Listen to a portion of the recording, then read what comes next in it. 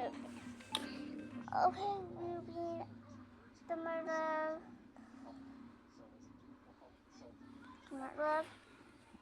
so I don't know where. Soda. Shapa murder.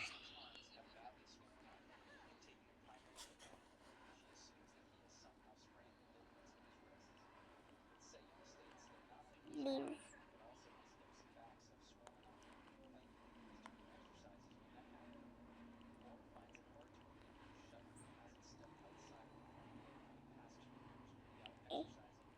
Go.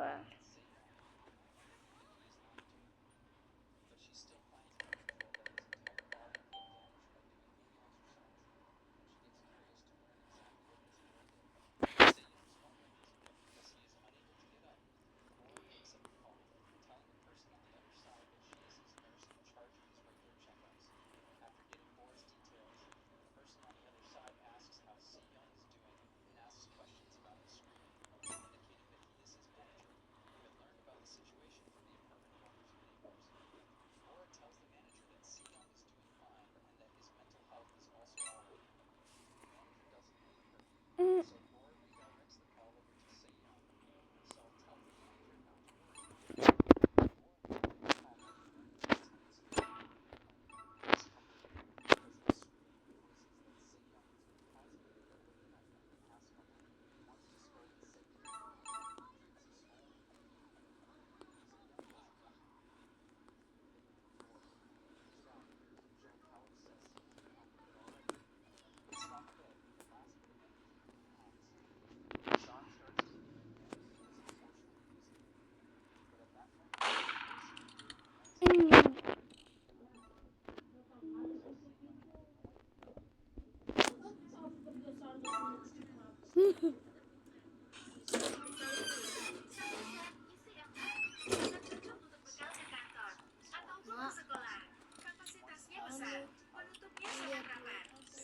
Apa lagi? Melewat dia WA. Kenapa baru lihat WA? Sudah ada mama baru lihat WA. Hah? Hah? Kenapa? Ya. Hmm? Kenapa itu? Hmm? Itu kenapa?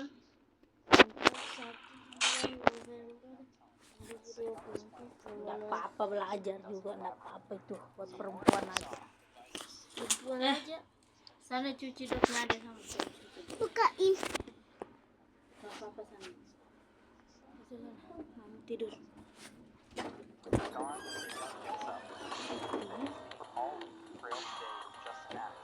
Sana bantat, Cok. Cok kasih mama bantat. Udah. Kain. As he realizes that the sword will also make him strong and mighty, he is determined to train and goes outside on the roof to swing his war sword. But as he still finds it hard to lift the sword using both hands, he decides to build his strength and stamina first to become worthy of being the wielder of the sword. But in order to build up stamina, he will have to run, which means that he will have to go to the outside world, which he has abandoned for the past 2 years. He chickens out even by thinking of using the stairs to go down, and so he decides to build his stamina later. But he knows that the hero from his memory used to run for an hour carrying this war sword when he was his age. So in order to become more like the hero, Se-young musters up some courage in him, attaches the sword to his back, and decides to do 3 sets of 10 push-ups to build his strength. But knowing clearly that he has no strength, he reduces the amount to only 1 set of 10 push-ups, but fails to do even one because his hips and waist give up before his will. Acknowledging how pathetic he is, Se-young returns to his room in disappointment, eats some food, and in the evening heads out again, this time determined to build his stamina first. He carries the sword on his back again and goes in front of the stairway door, revealing his intent to venture into the outside world for the first time in the past 2 years. As he enters the stairway, he carefully puts his foot on each step, as he has forgotten completely how to walk downward. While struggling to even move, he accidentally knocks himself over and rolls all over to the 5th floor, leading everyone to wonder how this guy didn't end up in a coma again. Se-young, who is still determined to become stronger, whatever it may take, gets up with the desperate need to continue running. After climbing all the way down for more than an hour of struggle, rest, and hesitation, Se-young chooses to fall back to the rooftop instead. Extreme exhaustion takes over, but he persists, as giving up here means not being able to take revenge on his 8 assailants. With his parents' scene burning inside of him, no pun intended, Se-young becomes determined to go back to the stairway one more time and makes a full round trip from downstairs to upstairs. He follows the same regime for the next few weeks and increases his overall strength and stamina. No longer considering himself a shut-in, he throws out all of the trash bags on the road for the cleaners to pick them up. He appears to have a more muscular body now, which makes him look less like an undead skeleton. Unlike before, he cooks food for himself and consistently does muscle-building exercises whenever he gets the chance. His appetite has increased as he reveals that he is hungry all the time, even though he eats a lot now. Most importantly, he can now do a total of 100 push-ups, whereas a few weeks ago, he couldn't even do a half push-up.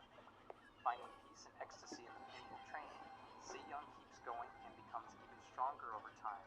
He runs from the top floor stairs to the ground floor stairs every night for a total of 8 rounds, but he doesn't even break a sweat. Then, following his regular routine, he swings the war sword 100 times. The voice of the hero, or to be more precise, the memories of the hero inside Se-young's head, instructs him to swing the blade as slowly as possible, because in that way he will be able to fully master the blade's movements. The voice then asks Se-young what his end goal is and why he is trying to become strong. In response to his obvious dumb question, Se-young reveals his purpose, stating that he wants revenge. Revenge for the beating he took, revenge for the endless sufferings his parents have been through, revenge for the unjust law, and revenge for his parents' deaths. The hero's memories show that the hero has also been through a path of revenge because of loss and regrets, just like Se-young, because his only son and wife have also been burned down alongside his house. Seeing the hero's memories in his sleep, Se-young wakes up with teary eyes. However, such memories only help him become more stern and committed to his path to seek revenge. On the other hand, Se-young's nurse, Bora, sneaks in front of his rooftop room, sending him a message that she will be coming there in an hour when she is actually in front of his front door. Hoping to surprise him, she comes close to the door, but gets surprised herself as Se-young comes out in his new bulky body, telling her to come inside. Bora checks up on him and sees that his blood pressure is very high. She then asks him about his physical condition, and in response, Se-young tells her that every part of his body hurts a little. But now that Bora knows that Se-young is in perfect health condition and has fully recovered, she doesn't fall for his lies and tells him to go back to studying at middle school instead of goofing off. Although Se-young is pretty old for middle school now, there is still the possibility that he will get bullied like last time, which led to his coma. She advises that he make some good friends this time who will protect him when necessary. Se-young, whose school life has turned into his PTSD, gets furious and makes it clear to Bora with his strong words that he will never be returning to school ever again. Bora, who is too focused on Se-young's height, completely ignores what he just said and asks how he went from being 5 feet 1 to 6 feet 5. She also notices how muscular he has become, making her realize that the boy is lifting weights. She even presses his chest, because that action doesn't fall under molestation. Hey, is anyone going to call men's rights activists here for Se-young, please? Being pleased by how much Se-young has grown, Bora takes her leave, hoping that she will have a taste of the once undead skeleton's mini muscular skeleton one day. He continues training with his heart set on strength and forces himself past the limits to obtain the war sword's first power through the Pledge of Indomitability, in which he will have to swing the sword a total of 10,000 times in a day without pausing. To do so, the voice tells him that he will be able to receive the blessing of the sword. Apparently, that blessing will bring unlimited power to his body. So Se-young keeps training and training for the next 12 months. The country holds a generational election and elects the new president, who, just like any other mindful dictator, tells his citizens that he will be changing the country for the greater good. The new president, Jang Sung-chul, who claims to be all about justice and peace, Oh my gosh. Oh my gosh. who, if I remember correctly, is one of the parents of Se-young's assailants. Remember when Se-young was looking up the names of the companies that helped the assailants flee from their punishments? The Shinjin Group was one of them. President Lee congratulates Sung-chul on winning the election and reveals to us that he was the one who pulled a lot of strings in order to make Sung-chul the president because they are family members of the same family.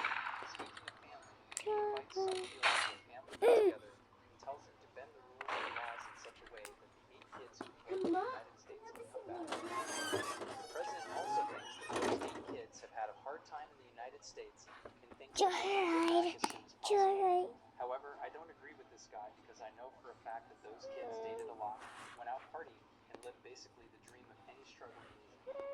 Lee is glad that some Hill thinks the same way as he does, but finds it quite natural that some Hill's own daughter is one of the Star. descendants who were sent to the United States.